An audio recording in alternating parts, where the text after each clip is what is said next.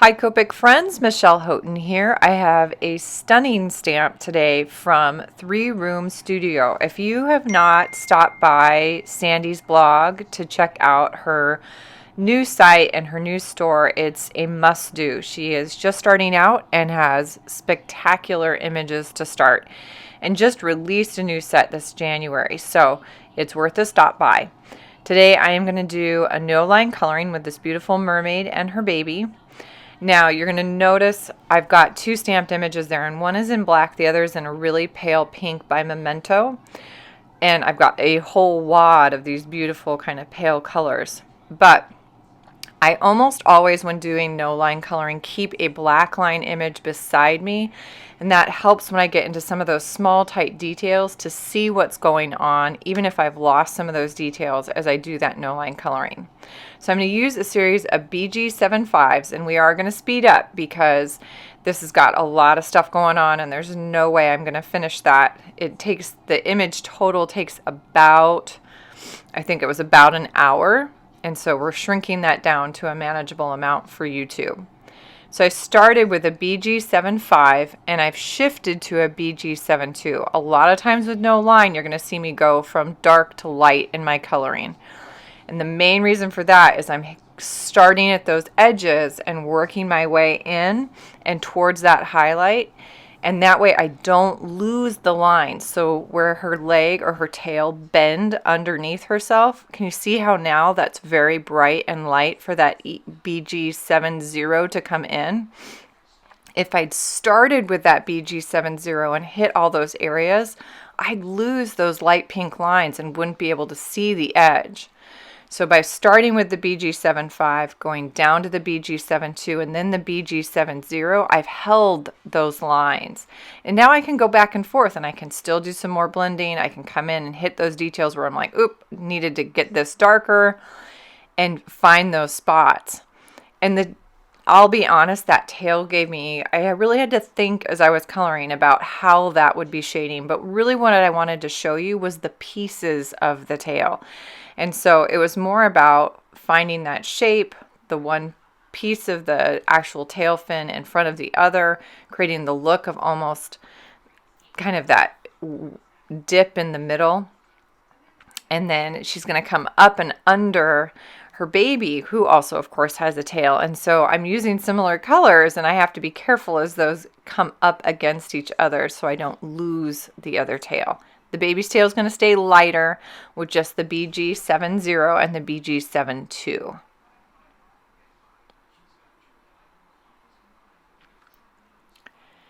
The next area I'm going to attack is the skin, which is usually where I start, but I was so fascinated by the tail, and because I know I want to go back and add a texture, I needed to do that tail first. And I'm starting on just the adult mermaid, and I started with an R000, and now I've got an R01. So very pale colors on these. I'm adding a little bit of anatomy in there. So she has the appearance of a collarbone, some muscle structure to her arms, some contour to her face. And then a little bit of E93 is adding those lips. And then I've realized I've got this little hint of eye that if I really wanted to use a multi-liner on that. So on her face, I've just done the eye. On the baby, we've got the 2 eyes, eyebrows, and then these 3 little flicks of hair. And then I do a classic Michelle move here. Now, even though this is sped up, there's a little bit of time going on, obviously, but there's not enough, and I should have known better. So in a second here, I'm going to start on the baby, and just like me, I am going to smear that multi-liner. I have not waited long enough. Copic multi-liner will sit perfectly still if you give it time to dry. I did not, and so when you see the close-up of the card at the end, you will definitely see the mistake I've made. I decided to continue on because I didn't feel like it was a fatal flaw. This is not going in a book. It's going on a fun card for a friend, so I didn't feel like it necessarily needed to be corrected on that level. So I've got the light skin tone. I've got a little R12 going in, and then BV20 and colorless blender. And what I'm coloring now, it's hard to see, but she has seashells across her front. And those are going to give it that pearl effect with those three colors. So R12, BV20, and then coming back at that blue violet, or kind of in between the two colors with a colorless blender. And then the next thing you're going to see me do, and this takes a few minutes, is adding texture to the tail. So now I'm adding texture with that colorless blender. What you can't see now is I'm going very slow. I'm actually holding the marker, that brush tip, all the way up on the tip, and I'm holding it down against the tail about 2 to 3 seconds each spot, kind of setting it, holding 1, 2, 3, moving it, setting it, 1, 2, 3, moving it. I'll do the entire tail, and then I'll come back and hit some of those spots again, and it's going to give me this beautiful kind of scaly looking texture.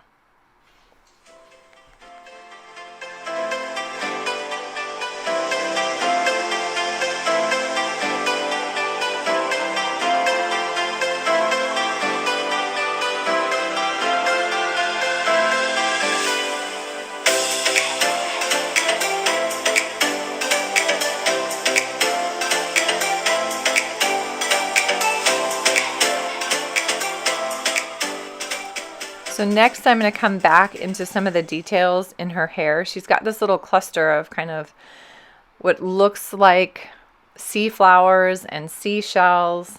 And I'm not going to get them perfectly, but I've pulled that black line image over again so I can see it. And I'm using the same combination of colors that I used on her seashells on her front. So I've got that R12, the BV20, and colorless blender that I'm working with in that area. I'm also using the BV20 for some cast shadows on her, not only under her baby, but then under her, like her chin and areas around her arm as well. Hair is next, and I've got a whole series of color. And again, because this is no line specifically, I'm starting with my darks so I can find those places that Sandy, the artist who created this image, is showing me she wants that hair to flow. So I'm using her lines with my E31 and starting to get that flow and the shape of the hair, looking for the darkest areas because that's where that dark color is going to go, and just doing short, very thin flicks to get that started. YR21 is next. She's going to be kind of a golden blonde.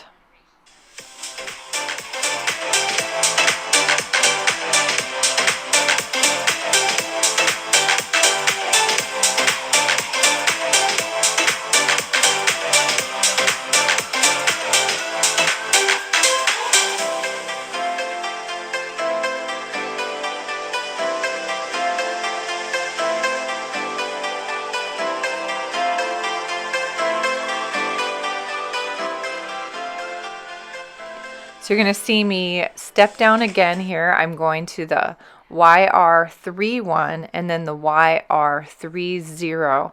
That's going to pretty much fill in the hair, and now I can play back and forth. I do end up adding a little bit darker color in there because I feel like I wasn't capturing as much detail as I wanted, which is that E33, but I felt like this ended up being a really beautiful combination that really highlighted the softness of her and her baby.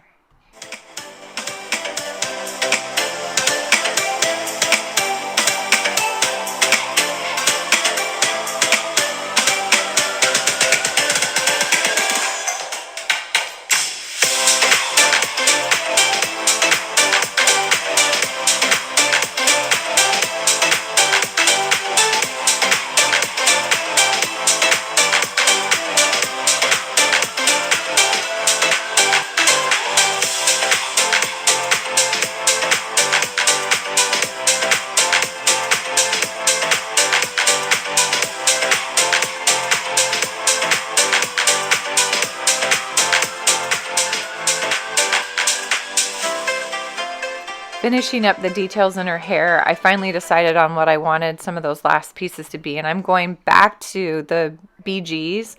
So I've got the BG 7072 and the 75 again, and I'm working in and a little bit more of blue violets as well to give some shape to those. But we've got some little fern pieces that look kind of seaweed-esque and a starfish, and it's fun to add some of those little details. It doesn't take much, so that's what she's looking like. Now, I am also going to add an entire background onto this, but not on this video. I will tell you that's the type of thing we are going to be doing in Copic College weekends, is working on full scenes and completing images. So if it's something you're interested in learning more about, I would highly encourage you to check out the schedule over on my blog, scrapweaver.com, and see if there's a weekend you can attend, because I would love to meet you in person and share more Copic tips and tricks. I just want to say a special thank you to Sandy for sharing this beautiful image with me over at 3 Room Studios. And again, I just thank you so much for stopping by today. I hope you have a happy, colorful day.